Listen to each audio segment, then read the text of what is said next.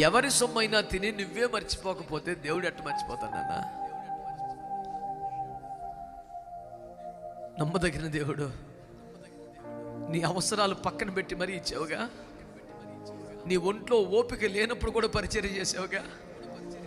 నేను తినడం కన్నా ఇది దైవజనులు తినాలని పట్టుకొచ్చి పెట్టావుగా. నీ మనసులోని నా ప్రేమ, ఆ సమర్పణ మర్చిపోవటం అన్యాయస్తుడు కాదు, జ్ఞాపకం పెట్టుకుంటాడు. ఆయన ఒక్కసారి జ్ఞాపకం చేసుకుంటే 400 సంవత్సరాలు బానిసత్వం తీరిపోయింది. ఒక్కసారి జ్ఞాపకం చేసుకుంటే హిజ్కియాకి ఆయుష్ పొడిగింది. ఒక్కసారి జ్ఞాపకం చేసుకుంటే శాంసన్ కోల్పోయిన బలం మరలా వచ్చేసింది.